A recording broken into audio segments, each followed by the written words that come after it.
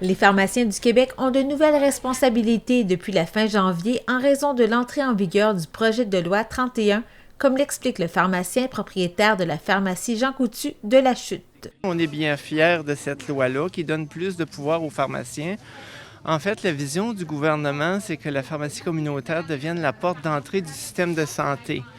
En le sens que pour des conditions mineures, des conditions des petites maladies là, qui se présentent à la pharmacie, il y a plusieurs choses qu'on va être capable de régler directement ici. Puis si on n'est pas capable de régler le problème de santé, bien, on le référera là, aux autorités de santé qui sont compétentes. Des exemples pour la population, des petites choses qu'avant ça, on n'avait pas le droit de faire, puis maintenant, on va être autorisé à faire. Puis on va pouvoir commencer la contraception orale.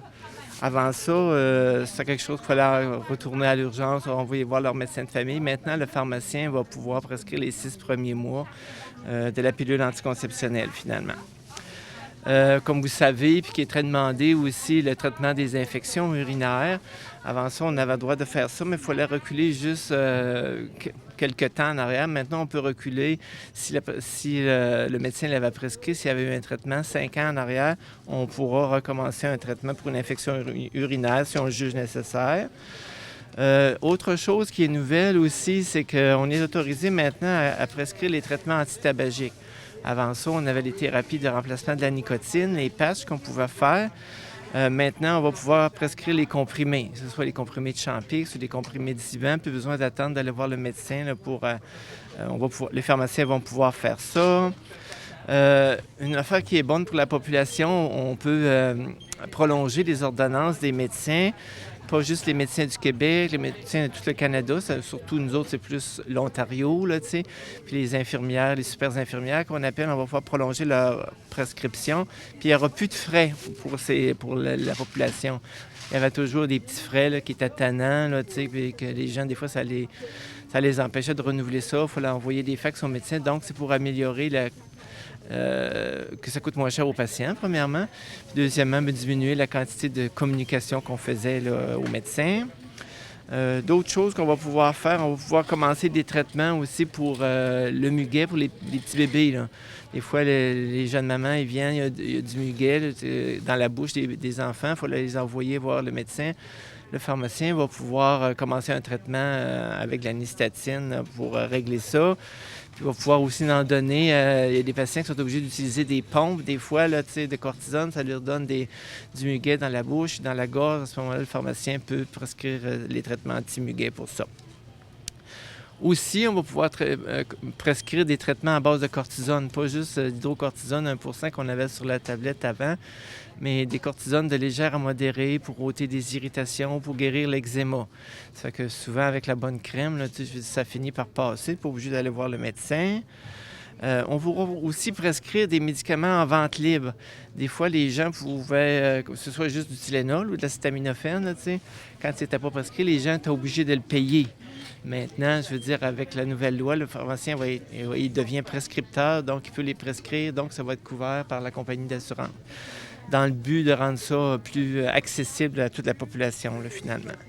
Il y a d'autres choses, le traitement pour le zona, entre autres, si quelqu'un se présente et puis qu'il commence un zona, on va pouvoir commencer tout de suite le traitement, les médicaments qui sont nécessaires pour traiter son zona, sans avoir à le référer à l'urgence comme tel, là, ça fait que il va pouvoir y aller, mais quelques jours après. Mais c'est important de commencer ces traitements-là en dedans de 72 heures, donc c'est pour ça qu'on est autorisé à faire ça. Plusieurs autres petites choses aussi, là, je ne vais pas aller dans les détails, parce que ça va être trop long. Les restrictions alimentaires. Ces nouveaux pouvoirs étaient attendus depuis belle lurette de la part de Normand Lévesque, qui travaille comme pharmacien depuis 1988. Bien, on les attendait depuis des années. Je dirais une génération avant, on aurait aimé ça, avoir ça il y a 25 ans. Mais la situation évolue, là, c'est certain. Ça fait que tous les nouveaux pharmaciens sont formés pour prendre en charge toutes ces thérapies-là, que ce soit aussi l'hypertension, que ce soit le diabète. On va pouvoir modifier les traitements, avoir des meilleurs suivis ici quand on n'atteint pas les cibles thérapeutiques qu'on voudrait avoir.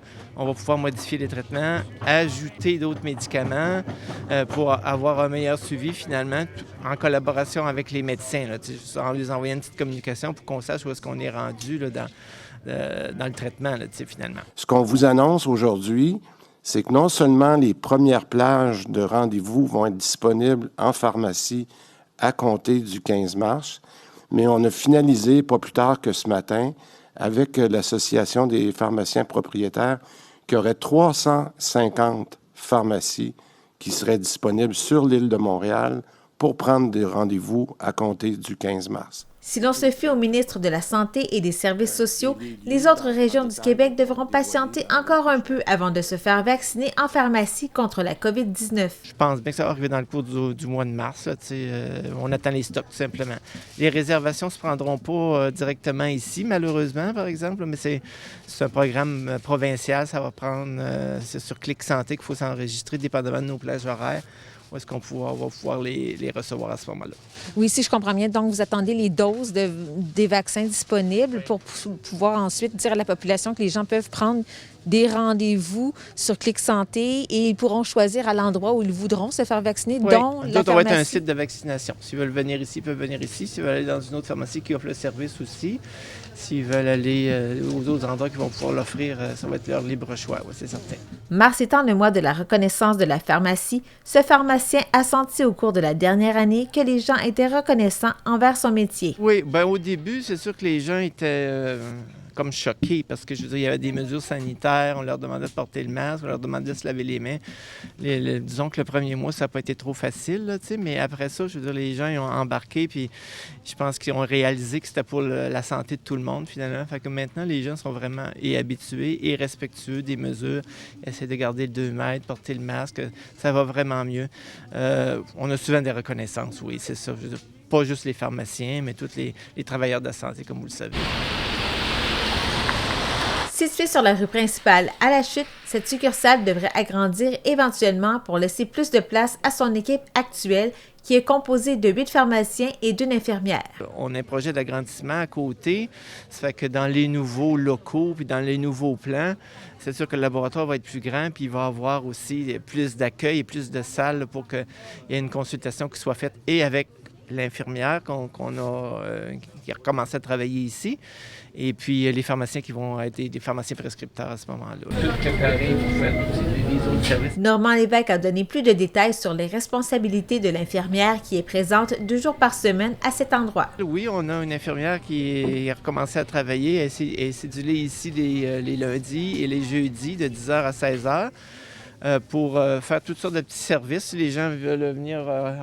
je veux dire, elle peut faire les suivis d'hypertension, elle fait enlèvement des verrues, elle fait du nettoyage d'oreilles, elle fait des suivis d'hypertension avec le MAPA. Tous ces petits services-là, je veux dire qu'elle va pouvoir faire aussi la vaccination, qu'on risque d'avoir une forte demande à cause de la COVID, puis la vaccination voyage. S'il y a plus de demandes, éventuellement, on verra. Comme à l'automne, c'est sûr qu'on avait 2 puis 3 infirmières, dépendamment, je veux dire, dans la grosse période de novembre puis le début décembre pour la vaccination antigrippale.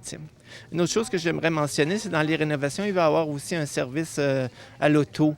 Ça fait que ça va être plus facile pour les gens parce qu'à cause de la COVID, il y a beaucoup des gens qui n'aiment pas rentrer puis attendre puis être près des autres.